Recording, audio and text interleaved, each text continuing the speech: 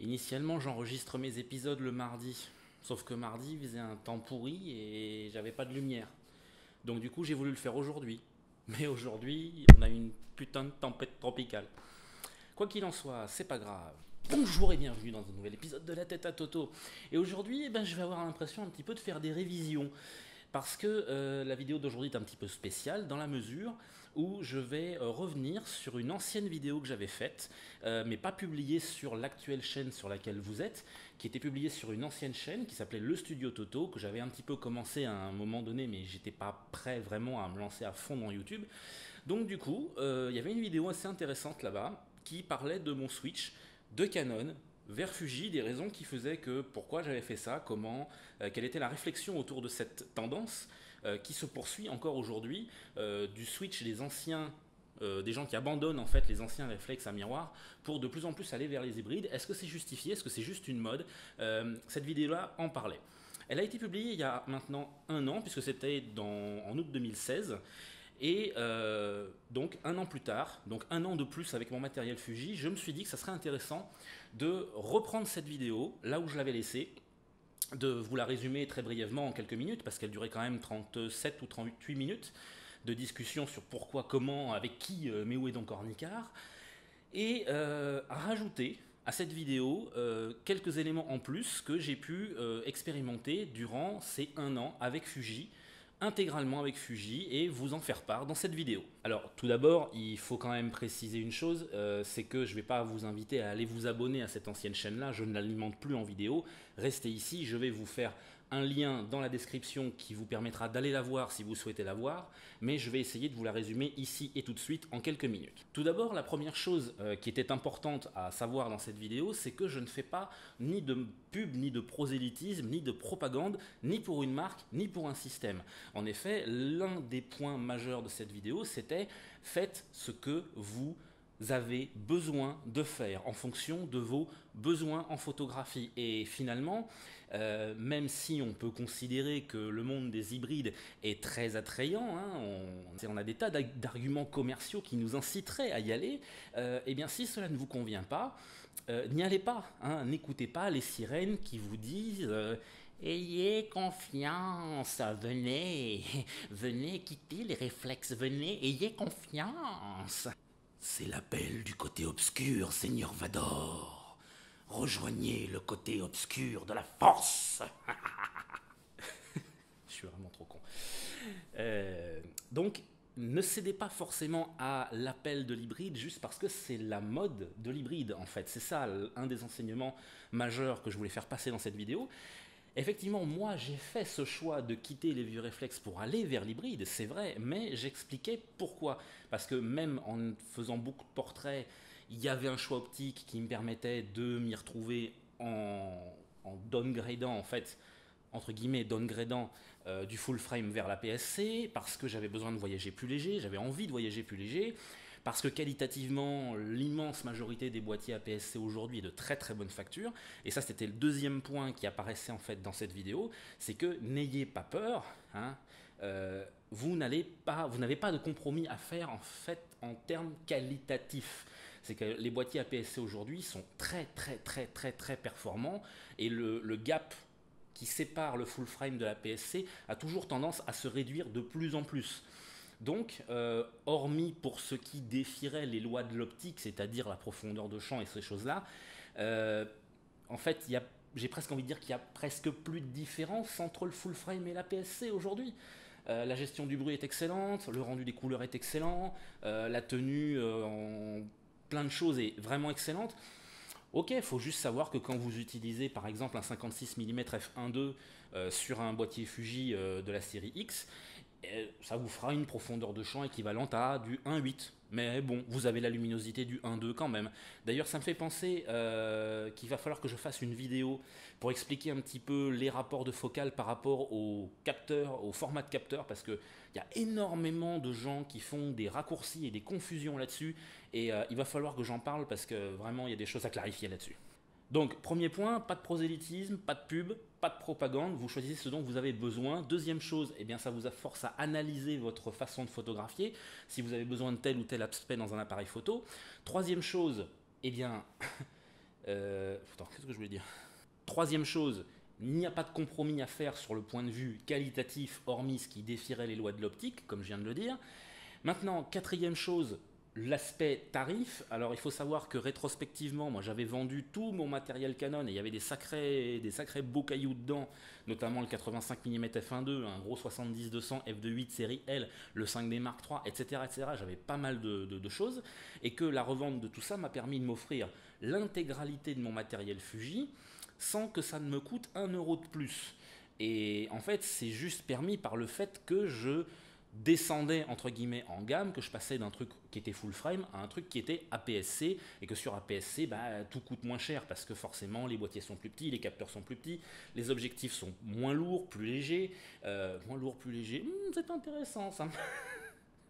Ils sont moins lourds, il y a moins de verre, il y a moins de métal, et d'une manière, en fait, j'ai pu m'offrir des choses que je n'avais jamais pu m'offrir sur Canon, genre un 24-70, enfin là c'est un 16-55, mais on parle en équivalence de focale, qui était tellement cher en fait sur Canon que j'ai jamais pu me le payer. Et là, tout de suite, d'emblée, avec la revente du matériel Canon, j'ai tout de suite pu m'offrir cette focale qui est quand même relativement pratique, surtout quand on fait du reportage ou qu'on se déplace. Alors, si vous regardez cette vidéo, c'est probablement que l'idée de faire un switch, ça vous intéresse. Et là, par contre, on va quitter l'aspect pas de propagande, pas de prosélytisme, etc. Parce que je vais commencer à me mettre à parler de Fuji uniquement, puisque en l'occurrence, c'est ça que j'ai choisi quand j'ai décidé de quitter les réflexes. Je me suis dirigé vers Fuji pour un certain nombre de raisons que je vais détailler là juste après, et vous apporter un retour spécifiquement sur Fuji. Et si pour vous, vous dites que il est l'heure de changer de matériel, cette vidéo va vous intéresser. En effet, pour certains d'entre vous, le changement, c'est peut-être maintenant, effectivement. Mais attention, je ne pense pas que ce changement ne soit un effet de mode, en fait. Je pense très sincèrement que tout ça a été initié par certains gros professionnels qui ont décidé ouvertement et qui en ont fait la publicité, notamment sur les réseaux sociaux, de décider de quitter les réflexes pour aller vers l'hybride. Et avec toutes les conséquences que ça en avait, ils ont été les premiers à démontrer qu'il n'y avait pas de compromis à faire en termes de qualité d'image et que ça n'affectait pas finalement le rendu final de leurs images.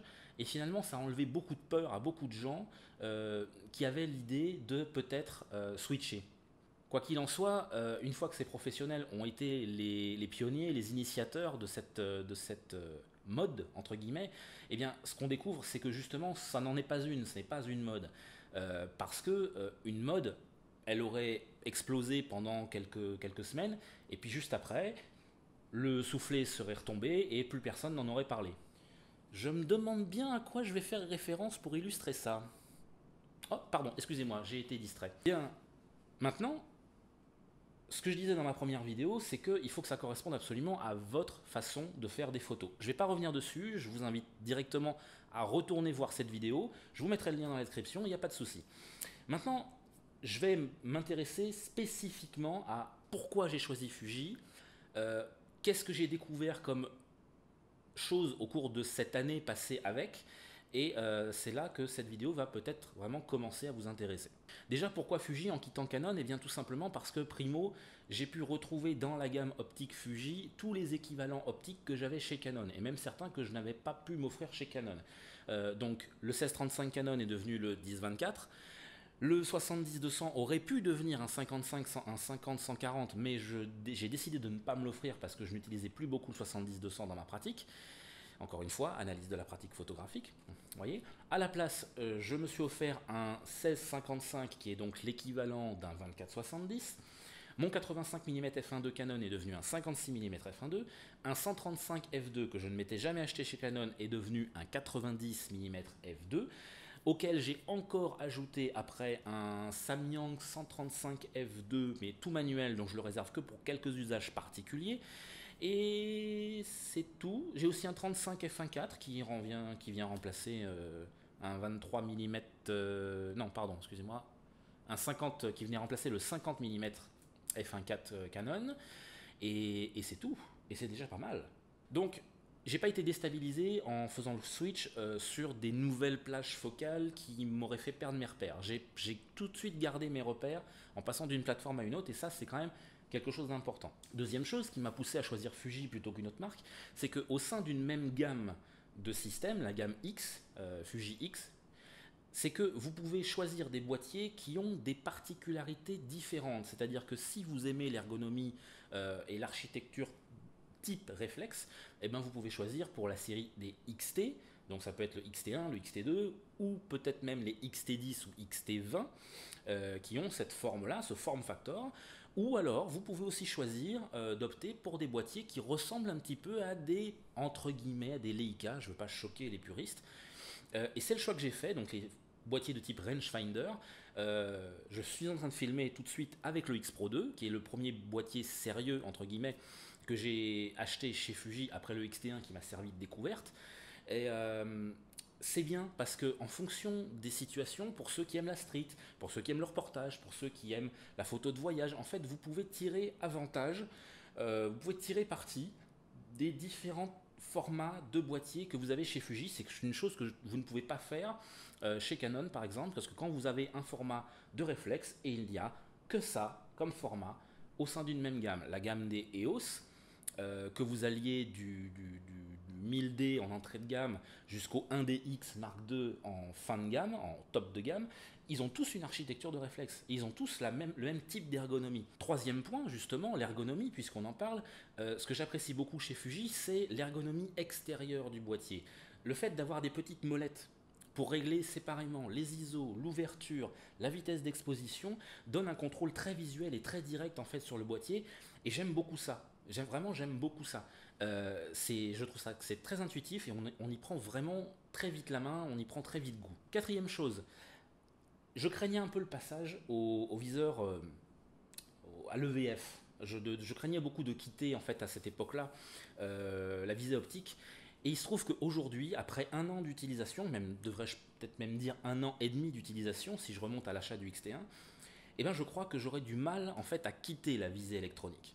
Tout simplement parce que à part dans des situations très extrêmes de basse luminosité, et encore, quand vous êtes de nuit et que vous voulez faire une mise au point, automatiquement l'appareil augmente la luminosité, le contraste, les ISO du viseur, et vous arrivez peut-être parfois même mieux à voir de nuit dans un viseur électronique que vous n'y arriveriez dans un viseur optique. C'est un petit peu difficile à décrire, mais il y a ça, et puis il y a le fait que ça affiche quand même un tas d'informations qui sont, à mon goût, très précieuses. Justement, quand vous photographiez en mise au point manuelle, vous avez automatiquement une petite échelle de distance de votre mise au point, de votre zone de netteté qui apparaît dans le viseur. Très pratique. Vous pouvez afficher l'histogramme, vous voyez votre photo telle qu'elle va être prise. Et ça, c'est vraiment très confortable, parce que si vous avez fait des mauvais réglages et que votre photo, elle est sous-ex, sur-ex, enfin, vous le voyez tout de suite, et vous pouvez corriger les paramètres avant de prendre votre photo, ou choisir de la prendre quand même selon ce que vous voulez. Et l'air de rien, c'est très pratique. Et je crois vraiment que c'est une des choses qui m'a le plus séduit en fait chez Fuji. Cinquième point, je crois, oui, 5. La montée en ISO, elle est très bonne, elle est vraiment très très bonne. J'ai même été surpris, et c'est en ça aussi que je disais tout à l'heure que le gap technologique qui séparait le full frame de l'APS-C est quelque chose qui tend vraiment à se réduire, puisque la montée en ISO, moi je l'estime meilleure que celle du 5D Mark III sur le X Pro 2, là, avec lequel je suis en train de filmer. Et je ne m'interdis pas de faire des photos jusqu'à 12800 ISO. Et de fait, j'ai rarement besoin de monter plus haut. Donc, dans le futur, quand les meilleurs boîtiers arriveront sur le marché, avec du 25600 ISO propre ou quasi propre, je suis même pas sûr que ça m'intéressera de changer pour ça, parce que déjà à 12800 ISO, c'est gérable. Franchement, c'est gérable. Bon, bien sûr, l'image se dégrade un petit peu. Après, en fonction de votre goût, de votre tolérance à ce que doit être une image en termes de lissage du grain, chacun y trouvera son compte ou pas, mais honnêtement, avec le sixième point, oui, qui concerne l'ajout des simulations de films à l'intérieur des boîtiers Fuji, qui est très très bonne, parfois moi je prends un plaisir fou à faire des photos en noir et blanc avec le simulateur de film Acros, et en poussant volontairement la sensibilité très très haut, donc à 12800 ISO et peut-être même au-delà, de façon à faire ressortir un grain sur l'image, et j'adore ça. En parlant du grain, justement, le grain de l'ISO, le bruit, donc devrais-je dire, non pas le grain, mais voyez à quel point c'est C'est notable parce que je parle spontanément de grain alors que je devrais parler de bruit. C'est intéressant comme... ouais, ouais. Justement, le bruit, contrairement à ce que j'avais sur le 5D, n'est pas coloré. C'est juste une granulation de l'image. Point barre. Le bruit n'est pas coloré sur la série des Fuji et c'est vraiment très agréable à travailler, même à haut ISO. Septième point positif. Cette année, et c'est là aussi que ça devient intéressant de refaire cette vidéo, c'est que je suis parti en Islande. Au mois d'avril, début avril en Islande, on se les gèle. Mais on se les gèle bien comme il faut. Donc, il y a la pluie, il y a l'humidité, il y a le froid. Et ça m'a permis un petit peu de voir un petit peu comment se comportait, comment résistait, plutôt devrais-je dire, le matériel Fuji en situation de milieu un petit peu extrême. Et le bilan est super positif puisque zéro problème, voilà. Bon, bien sûr avec le froid, mais ça c'est caractéristique de tous les appareils modernes, vos batteries durent moins longtemps. Évidemment, avec le froid, les batteries lithium-ion, elles chutent très vite en fait en termes d'autonomie. Les batteries du Fuji ne font pas exception. J'ai quand même noté une meilleure résistance des batteries Fuji officielles par rapport aux petites batteries de tierces fabricants, de tierces parties qu'on peut acheter pour beaucoup moins cher. Parce que je m'étais gavé avec 7 ou 8 batteries pour partir et c'était pas toutes des officielles, bien entendu. Question de budget. Voilà. Et j'ai vu qu'effectivement les batteries non officielles tenaient moins bien, mais ça ne concerne pas Fuji directement, c'est un accessoiriste tierce partie. Pour ce qui concerne les problèmes de buée, quand vous êtes en Islande, en fait, vous rentrez dans le camping-car qui est bien chauffé, vous allez dehors où c'est bien froid, et vous re-rentrez dans le camping-car où c'est bien chauffé. À force de faire ça, les allées et venues, même quand vous sortez l'appareil de votre sac et que vous le remettez, eh ben, au bout d'un moment, vous avez un risque de buée qui apparaît. Le plus gros problème que j'ai eu avec mon matériel, c'était l'installation de plusieurs heures de buée à l'intérieur du viseur du X Pro 2 qui, je le rappelle pour ceux qui ne le savent pas, est un viseur un peu particulier puisqu'il est à la fois optique et électronique. Donc en fait c'était la partie optique du viseur qui avait chopé la buée. Mais bon, en utilisant quelques méthodes connues pour faire passer la buée dans ce genre de cas de figure, au final, pas plus de problème que ça vous paralyse juste pendant un bon petit moment. Moi, ça a duré plusieurs heures. Mais c'est vraiment le seul problème que j'ai eu avec le matériel Fuji quand j'étais en Islande. Les optiques ont très bien résisté, toutes celles qui sont WR évidemment, pas de souci à avoir. Celles qui ne sont pas WR, WR pour Weather Resistant, évidemment ne vous amusez pas à les sortir sous une pluie battante ou sous une neige carabinée. Évidemment que vous prenez un risque de les endommager si vous les exposez trop. Ça va de soi. Mais pour toutes les autres, celles qui portent la mention WR, ainsi que les boîtiers qui eux aussi sont tropicalisés, franchement, pas de souci. Les gens qui étaient avec moi, notamment un qui avait du Panasonic, a eu pas mal de pépins et c'est quand même à noter. Donc toutes les marques ne se valent pas en termes de qualité de construction. Donc ça me mène au 7e ou 8e point. La qualité de construction des appareils Fuji est vraiment très bonne. Il y a quelques gens qui rapportent sur internet des éventuels décollements du revêtement du grip, mais honnêtement c'est anecdotique. Pour tout le reste, franchement c'est du solide, on sent que c'est fait pour durer et c'est bien. 9e point ou 8e point, je sais plus, on s'en fout, peu importe, les mises à jour. Fuji a une politique de mise à jour qui est très appréciable parce que par exemple quand le X-T2 est sorti, donc après le X Pro 2, et bien celui-ci était doté d'un module autofocus qui était encore bien amélioré par rapport au X Pro 2, qui était déjà très convaincant selon moi, et qui lui avait rajouté des tas de fonctions qui ressemblaient à celles du 5D Mark III, c'est-à-dire la possibilité de régler très finement le suivi du sujet en fonction des accélérations, décélérations, en fonction de si quelque chose passe devant le sujet pendant que vous êtes en train de le cadrer, etc. Et après, dans un deuxième temps, ils ont fait des mises à jour pour upgrader en fait les fonctions d'AF, d'autofocus, qui étaient présentes sur le X2 pour les mettre sur les autres appareils de la gamme et notamment le X Pro 2. La prochaine grosse mise à jour, et je l'ai apprise il y a 24 heures avant d'enregistrer cette vidéo, ce qui m'a grandement fait plaisir, c'est que jusqu'à présent, l'aspect vidéo du X Pro 2 qui était quand même pas terrible, va subir bientôt une grosse mise à jour pour faire enfin de la 4K et avoir des fonctions vidéo améliorées dessus. Et ça me mène bien sûr à la section suivante, qu'est-ce qui n'est pas bien chez Fuji? Car oui, en effet, tout n'est pas tout rose chez Fuji non plus, parce que je viens d'en parler à l'instant.